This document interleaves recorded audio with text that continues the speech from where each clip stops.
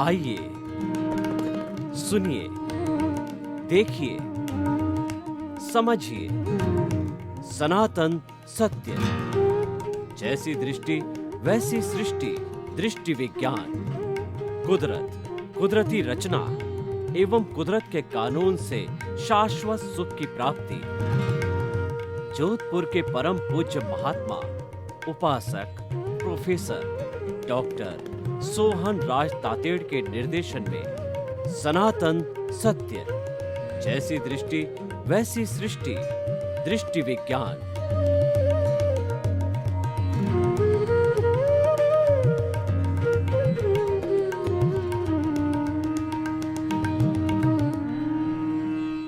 ओम शांति प्रभो जय शांति प्रभो पार्श्वनाथ वीर प्रभो। ओम शांति प्रभो जय शांति प्रभो पार्श्वनाथ वीर प्रभो। ओम शांति प्रभो जय शांति प्रभो पार्श्वनाथ महावीर प्रभो। ओम शांति प्रभो जय शांति प्रभो पार्श्वनाथ महावीर प्रभो। हे प्रभु, आप मुझे और मेरे समस्त साथियों को ऐसी शक्ति दो, जागृति दो, हम सभी शांतिपूर्ण सहवास करें, भाई भाई बन करके एक दूसरे के काम आवें, एक दूसरे का सहयोग करें, शांतिपूर्ण सह अस्तित्व के साथ में रहे और हम जो है भातृत्व भाव से जो है साथ में रहें, हम जो है भाईचारे से साथ में रहें। ऐसी आप हमें शक्ति और जागृति दो। भाई और बहनों, मातृशक्ति को नमन। आज का विषय है कि जीवन का अंतिम लक्ष्य आनंद। हम काम करते करते करते जब लास्ट स्टेज पर आते हैं तो वह अंतिम मंजिल कहलाती है। तो हमारा जीवन यानी जन्म से मृत्यु के बीच का जो टाइम स्पान है वह जीवन कहलाता है। तो जीवन का भी कोई अंतिम लक्ष्य होना चाहिए ना। पहले ये लक्ष्य, सबसे पहले जन्म लिया, फिर बड़े हुए, उसके बाद के अंदर जो है हम युवक बने, शादी हुई, हमारे बाल बच्चे हुए, बाल बच्चों को जो है पैरों पर खड़ा किया और उसके बाद के अंदर जो है हमने कमाना चालू किया और उसके बाद के अंदर हम आगे बढ़ते रहे। लेकिन अंतिम क्या, ऐसी कौन सी चीज है जो अंतिम लक्ष्य होना चाहिए, वह मैं आपसे प्रश्न करना चाहता हूँ कि जीवन में सबसे बहुमूल्य वस्तु कौन सी है। हीरे बहुमूल्य है, माणक मूल्य बहुमूल्य है, पन्ना बहुमूल्य है, सोना बहुमूल्य है, मकान, प्लॉट, संबंध, घर, परिवार, स्त्री, क्या बहुमूल्य है। देखिए, कहा गया है कि गोधन, गज धन, बाजी धन और रतन धन खान, जब आवे संतोष धन तब तब धन सारा धन जो है वो सब तब धन धूरी समान। यानी हमारे पास गाय का धन है, होरी है, हीरे है, माणक है, मोती है, पन्ना है, सारा तरह का धन है, लेकिन सब जब संतोष आता है तो सब धन धूली समान लगता है। क्योंकि हमारे में अनाशक्ति आ जाती है कि ये सारा धन तो पर है, ये सारा धन तो मिट्टी स्वरूप के अंदर है, जड़ स्वरूप है, एग्रीगेट है, ये मैटर है, ये हमारे में सच्चा ज्ञान आ जाता है। तो यहाँ संतोष की बात कही और मैं ये कहना चाहता हूँ कि जीवन का अंतिम लक्ष्य है आनंद। क्योंकि आनंद है वो हमारे अस्तित्व का गुण है, वह प्रभु का गुण है, वो हमारे भीतर विराजमान भगवान का गुण है, भीतर विराजमान शुद्ध आत्मा भगवान का गुण है, वो है आनंद गुण है। उसको हम सच्चिदानंद कहते हैं। उसी उसी परमात्मा का जो भीतर विराजमान है उसको सच्चिदानंद कहते हैं। सत का मतलब अविनाशी, वो कभी नाश नहीं होने वाला है। और उसके बाद में सत चित्त, चित्त का मतलब होता है कि मेरा प्रभु है, मेरा भगवान है, वह जो है ज्ञान दर्शन वाला है। उपयोग लक्षणों जीव, जीव का जो है लक्षण क्या है? उपयोग है। उपयोग को हम ज्ञान दर्शन कहते हैं। वास्तव में ये ज्ञान ही होता है, लेकिन क्या है कि वस्तु में पर्याय बिना उस वस्तु का जो है अस्तित्व समाप्त हो जाता है। तो हमारी भले ही मोक्ष की शुद्ध आत्मा हो, तभी वो कभी ज्ञान में आती है, कभी दर्शन में आती है। उसके ज्ञान दर्शन बदलते रहते हैं। कुल मिलाकर के वो ज्ञान ही होता है। दर्शन तो क्या है? मात्र एक क्षणिक एक बोध है, देखने का, स्थिर रहने वाला है, स्थायी रहने वाला है, वो ज्ञान होता है। तो ये चित्त हो गया। और उसका लक्षण क्या है? देखिए, जो हमारा अस्तित्व है, जो हमारा प्रभु है, जो भीतर बैठा है, जिसकी ताकत से मैं बोल रहा हूँ, जिसकी ताकत से मैं हाथ हिला रहा हूँ, और जिसकी ताकत से मैं सिर हिला रहा हूँ, जिसकी ताकत से मैं सारे कार्य कर रहा हूँ, सोच रहा हूँ, भाग रहा हूँ, दौड़ रहा हूँ, उसकी ताकत से कर रहा हूँ, तो उसका जो लक्षण है वो आनंद है। वो सबसे बड़ी बात, यानी हमारे भीतर आनंद की अनुभूति होनी चाहिए। ये जीवन का लक्ष्य है और इसको प्राप्त किया जाना चाहिए। इसको प्राप्त जो है हम प्रारंभ से ही करें। प्रारंभ से प्राप्त कैसे कर सकते हैं? जब से हमारे होश आ जावे तो हम एक अभ्यास करें, एक प्रैक्टिस करें कि जो काम हम करें उसमें हमको आनंद मिलना चाहिए, इंटरेस्ट मिलना चाहिए। और हमको पता है कि हमारा जीवन ज्यों ज्यों बढ़ेगा वह उसके अनुरूप भी कार्य हमारा परिवर्तित होता रहेगा।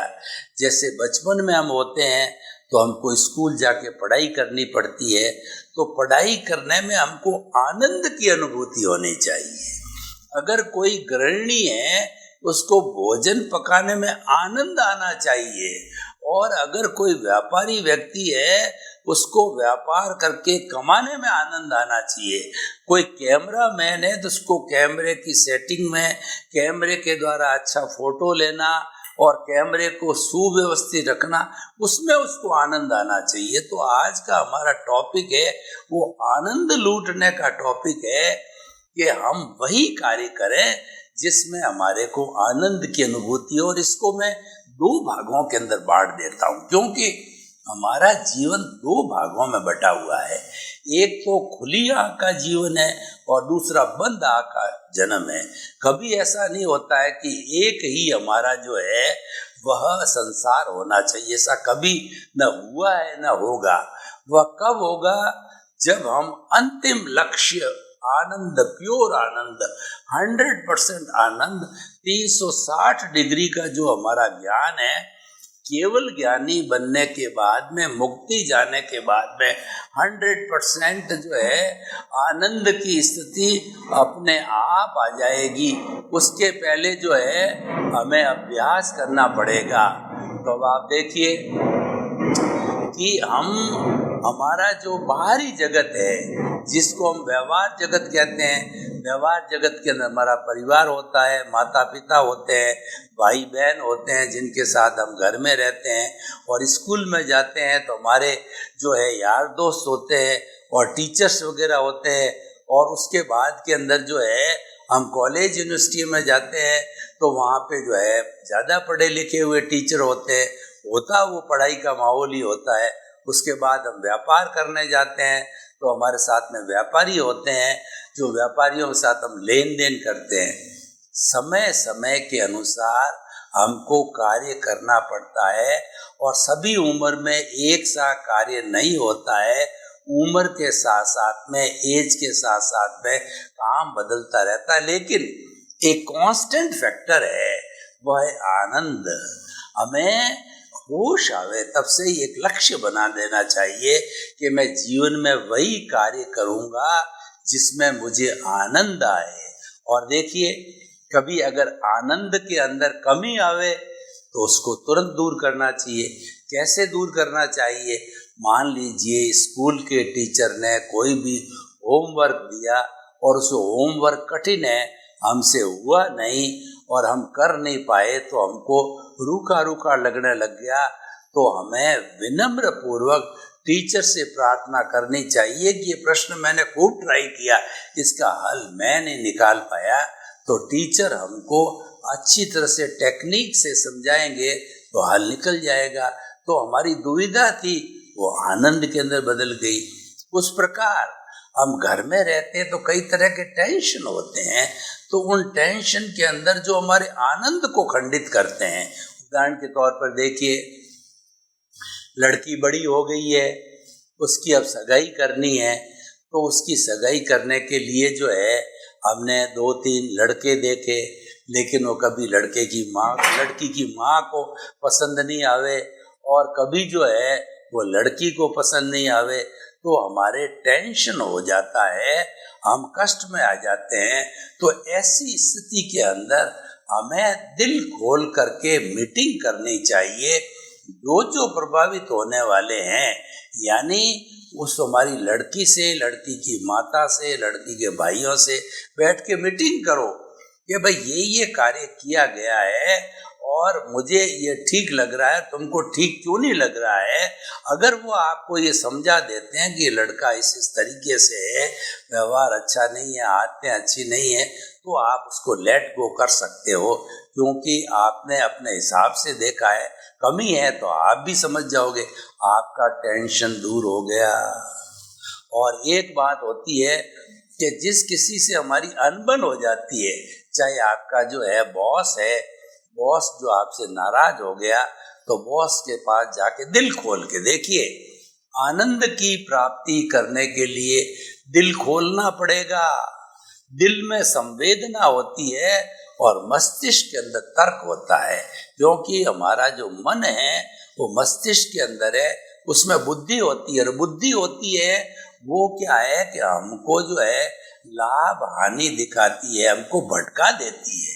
इसीलिए जो समझदार लोग होते हैं वो हृदय को ज्यादा स्थान देते हैं, बुद्धि की बजाय। बुद्धि भटकाती है, बुद्धि लाभ हानि निकाल देती है, और बुद्धि जो है हमको जो है ये अच्छा है ये बुरा है, राग द्वेष पैदा करती है। इसलिए बुद्धि को अब ज्यादा, बुद्धि अच्छी है, बुद्धि से काम करना पड़ेगा, लेकिन उसको एक्स्ट्रा तवज्जो नहीं दी जानी चाहिए और हृदय की सुननी चाहिए कि हमारा हृदय जो है वो हृदय परिवर्तन से ही व्यक्ति, देखिए व्यक्ति में जो सुधार आता है, व्यक्ति वो बदलता है, वो हृदय परिवर्तन से बदलता है। और हमारे धार्मिक ग्रंथों के अंदर कहा गया है कि व्यक्ति को हृदय परिवर्तन करके उसकी बुराई छुड़ाओ, उसके इफेक्ट जो है परमानेंट आएंगे, वो लंबे समय तक टिकी रहेगी।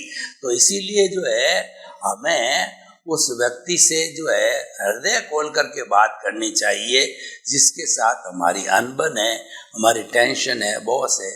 जैसे उदाहरण के तौर पर मान लीजिए बॉस ने हमको जो है ये आदेश दे दिया कि तुमको 15 रोज के लिए जो है बाहर टूर पे जाना है, और आपके घर में माता पिता बीमार है, तो आपको आदेश तो मिल गया जाने का, पालन करनी है, तो उधर माता पिता की देख रेख करने वाले आप अकेले ही हो, तो फिर कैसे होगा। और हमारे टेंशन हो गया, उस टेंशन को दूर करने के लिए, आनंद की स्थिति प्राप्त करने के लिए आपने अपने जो है टीचर से, जो आपने जो अपने बॉस से जो रिक्वेस्ट किया कि मेरे घर में ये परिस्थितियां चल रही है, तो कृपया आप ये थोड़े दिन के लिए मेरे को टूर पे नहीं भेजें, मेरे माता पिता स्वस्थ हो जावे, उसके बाद आराम से मुझे आप भेज सकते हैं। तो वह भी मानव है, वह पत्थर नहीं है, वो भी पिघल जाता है, पिघल करके सॉल्यूशन निकल आता है। यानी आनंद से जो है हम बोरियत की स्थिति में जाते हैं, दुख की, कष्ट की स्थिति में जाते हैं, तो उसके कारणों को ढूंढो और दिल खोल करके उसका निवारण करो। जब हमें आनंद को खंडित करने वाले कारणों को पकड़ लिया जाता है और उन कारणों को निवारण कर दिया जाता है, तो हमारा आनंद कभी खंडित नहीं होता है। परंतु हर सूरत के अंदर हमें, चाहे थोड़ा सा भी कष्ट उठाना पड़े एक दो रोज के लिए, लेकिन हमारा प्रयास रहना चाहिए कि 2 रोज के बाद में हमारे जीवन में प्लेजर रहे, हमारे जीवन के अम्यूजमेंट रहे, हमारे जीवन में उत्साह रहे, और मेरे जीवन के अंदर जो है वो प्रेम की भावना बनी रहे, आनंद की भावना बनी रहे। आनंद को हम दूसरे शब्दों में प्लेजर बोलते हैं, और प्लेजर जब होता है तो मानसिक स्वास्थ्य होता है, जिसको हम मेंटल पीस कहते हैं। आप देखिए, आपके पास लाखों करोड़ों रुपए है, लेकिन आपको मानसिक शांति नहीं है।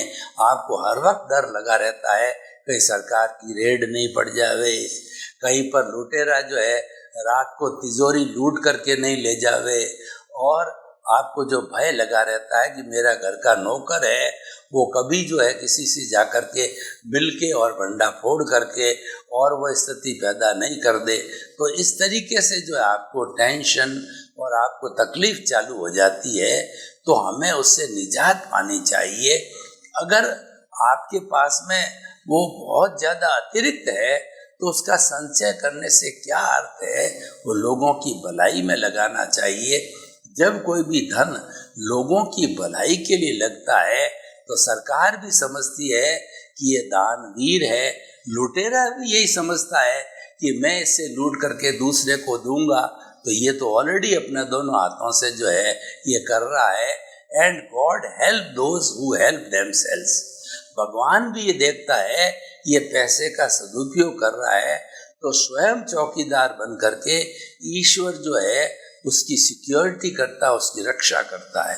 ऐसा कहा जाता है धन के लिए कि आप धन को जितना जितना खर्चोगे त्यों तो ये बढ़ता जाए। खर्चने का अर्थ क्या हुआ? व्यर्थ वेस्टेज नहीं करना, लोक कल्याण, जगत कल्याण और लोगों के परोपकार के लिए, लोगों की जो बेसिक नीड, रोटी, कपड़ा, मकान, शिक्षा, चिकित्सा सुविधा है, उस पर लगाने से बढ़ता है। और लूले, लंगड़े, अपाहिज, मूक, बधिर, अनाथ, विधवा आदि जो अभावग्रस्त लोग हैं हमारे समाज में, उनको हम रिलीफ पहुंचाते हैं, तो ये धन ऑटोमेटिकली ग्रो होता है।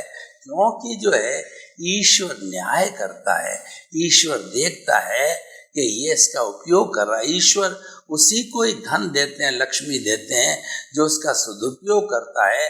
जो दुरुपयोग करने वाले जो है व्यसनी लोग है, जुआरी है, अय्याशी लोग है, और जो अपराध करने वाले हैं, आतंकवाद है, उनके पास में होता है तो भी धीरे धीरे वो विनाश हो जाता है। वैसे धन की गति को देखें तो धन की 3 गति होती है। पहली गति तो ये है कि दोनों हाथ से जो है आप खूब जो उस धन को जो है वो आप बांटो, यानी चैरिटी करो, दान पुण्य करो। और जो है दूसरा ये है कि अपना परिवार है, उन परिवार के लोगों के साथ में इस धन को शेयर करो।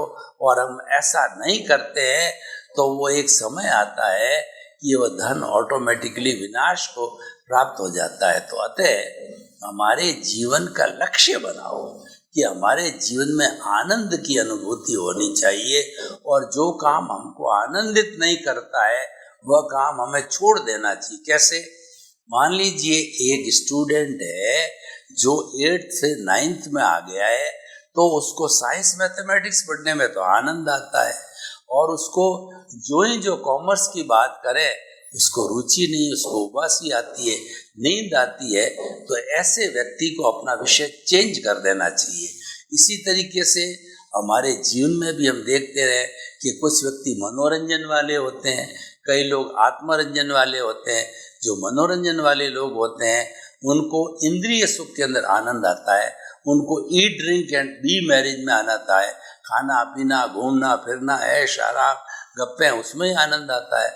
और कुछ लोग मेरे जैसे होते हैं जो आत्मरंजन करने वाले होते हैं, तो प्रभु की भक्ति, प्रभु का ज्ञान और जितना जो है वो चेतन तत्व के गुणों से जुड़ा हुआ होता कार्य, वो हमको पसंद आता है, तो हमें वही करना चाहिए। अगर हमको मजबूरी से जो है मनोरंजन में जाना भी पड़े तो उसको शॉर्टकट करके आप आत्मरंजन में आ जाइए, आप अपनी अवस्था को चेंज कर दीजिए और पुरुषार्थ करके आप ऐसा आ जाइए।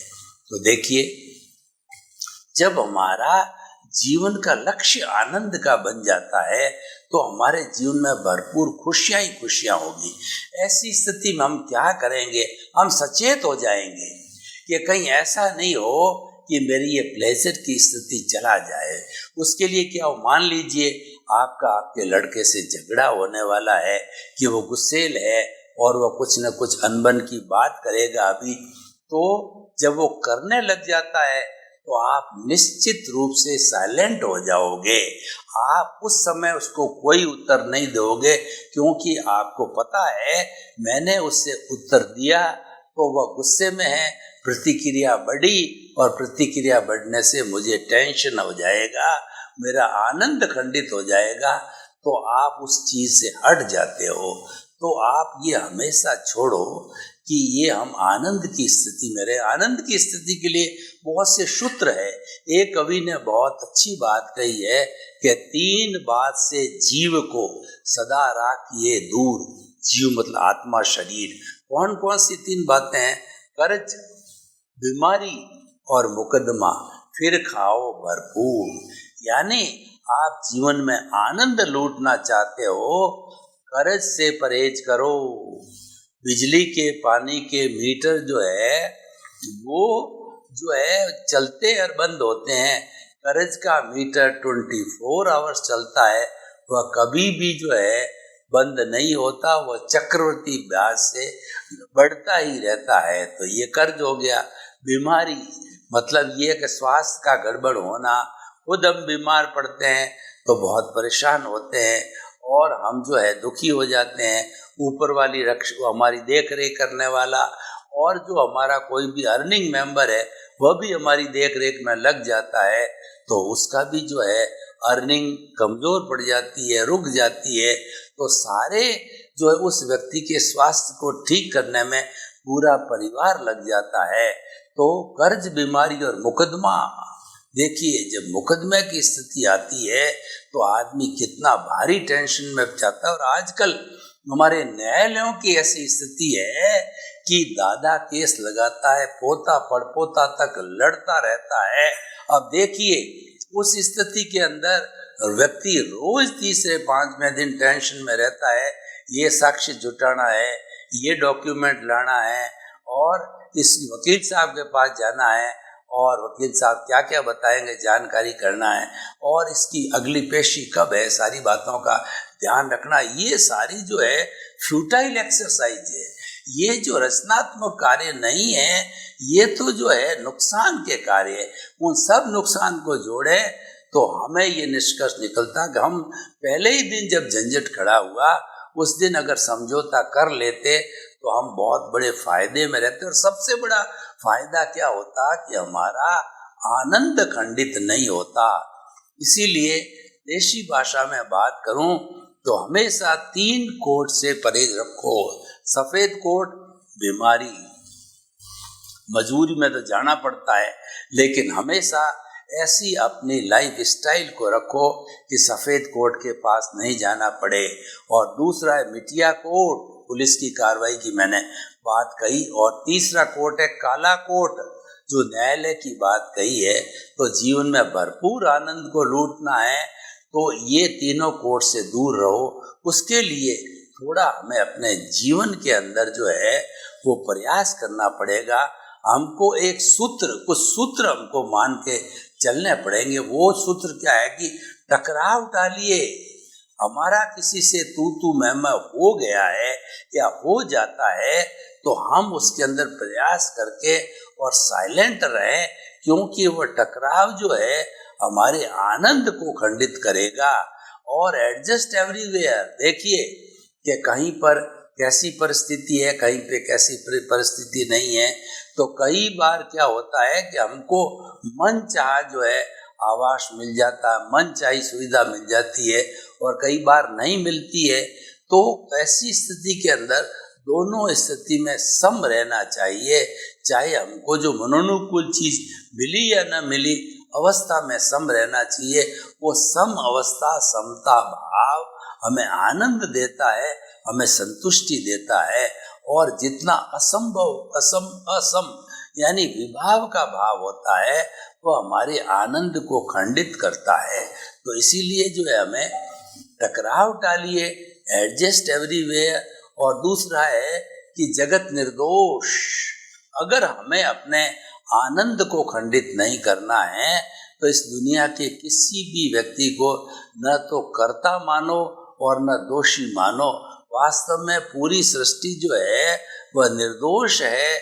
और दूसरा दोष है वो मेरे कर्मों का है। मेरे कर्मों के कारण ही कोई व्यक्ति इसका बदला लेने के लिए जो है कुदरत उसको लाके खड़ा कर देती है, और हम देखते हैं कि हमको दुख देने आ गया, लेकिन वो तो मेरा ही किया हुआ था।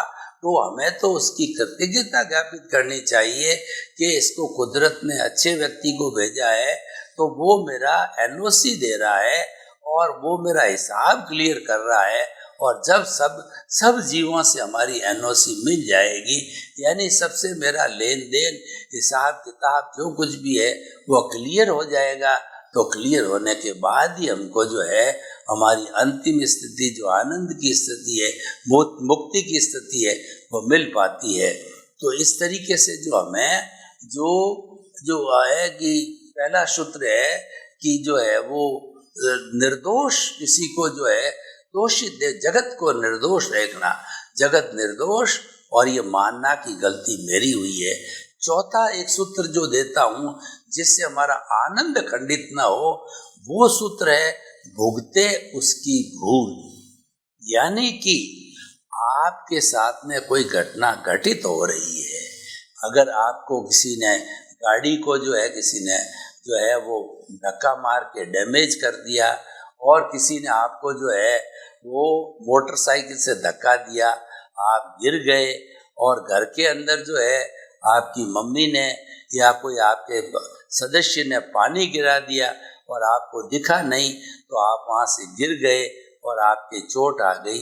तो ऐसी परिस्थितियाँ जब खड़ी हो जाती है तो हम जो जिसने ये खड़ी की है उसको जो है दोषित मानते हैं, क्योंकि हम भुगत रहे हैं, लेकिन उसकी कोई गलती नहीं होती है। गलती हमेशा भुगते उसकी भूल, जो भुगतता है उसकी भूल है, क्योंकि दुनिया में ऐसी कोई ताकत नहीं जो आपको टच कर सके, और दुनिया में ऐसा कोई बलिष्ठ जो है देवता नहीं है जो आपको दुख पहुंचा सके या सुख पहुंचा सके। आपके तो कर्म ही सुख और दुख देते हैं, को सुख को दुख देता है, और कर्म देत जग जोर, उर्जत सुरजत आप ही ध्वजा पवन के फिर। मैं आपको प्रश्न पूछना चाहता हूँ कि मंदिर के ऊपर ध्वजा है, कौन तो उसको फहराता है, कौन तो उसको समेटता है? कोई नहीं समेटता, उसको तो पवन ही फहराती है, पवन ही समेटती है। यानी हमको जो सुख दुख मिलता है वो हमारे कर्मों के कारण मिलता है, और कोई भी उसमें दोषी नहीं है, और किसी का कोई हाथ नहीं है, वो तो निमित्त मात्र है, और वो कुदरत ने उसको ड्यूटी स्वरूप, कुदरत अपनी ड्यूटी स्वरूप मान करके उसको आपके पास में भेजा है। तो भुगतता उसकी भूल है। इस थंब रूल को हमें मानना चाहिए, और हुआ सो न्याय। कई बार क्या होता है, हम ऐसा महसूस करते हैं कि मेरे साथ में अन्याय हो रहा है, तो वास्तव के अंदर वह अन्याय नहीं है, ये तो पूर्व जन्म में हमने किसके साथ अन्याय किया था, तो कुदरत ने जो है वो रिजल्ट के रूप में उसको ला करके और तुम्हारे सामने खड़ा किया है, और वह तुम्हें जो है उसका किया हुआ कार्य तुम्हें बुरा लग रहा है, लेकिन वास्तव में ऐसा नहीं है। ये तो जो ईश्वर करता है वो न्याय है, ईश्वर के हाथ का न्याय है, वो आपको एक्सेप्टेड करना चाहिए। जब वो एक्सेप्टेड हो जाता है तो जो है हम जो है आराम से जो है अपने आनंद हमारा खंडित नहीं होता है। तो कुल मिला के मैं ये आपको बात कहना चाहता हूँ कि आप जिन चीज़ों से हमारा आनंद खंडित होता है उन सब कार्यों को आप विलग कर दीजिए, आप उसको अलग कर दीजिए, तो आपका परमानेंट आनंद जो है बना रहेगा। इसीलिए हम कहना चाहते हैं कि जीवन का जो कोई अंतिम लक्ष्य होता है वो वास्तव में आनंद ही है। तो हर व्यक्ति को जो है ऐसा हमें जो है लक्ष्य बनाना चाहिए कि जो हम आनंदित होते रहें और वही कार्य करें जिससे हमको आनंद मिलता है, और कहीं आनंद में विघटन आता है कुछ कारणों से, तो उन कारणों का निवारण करना चाहिए। तो इस तरीके से हम अपने जीवन का लक्ष्य बनावें कि हमारा जीवन जो है वो आनंदित रहे और उसके अनुरूप जो हम कार्य करते रहे। सर्वे भवन्तु सुखिनः, सर्वे सन्तु निरामया, लोक के सब जीवों को सुख मिले, शांति मिले, आनंद मिले, प्रेम मिले, और सब जो भाईचारा के साथ रहे, भातृत्व के साथ में रहें, और बड़ी प्रेम के साथ में सारे जो सर्ग हम जिसको बोलते हैं उसको धरती पर उतार के लावें। आपके प्रति मंगल पाऊं।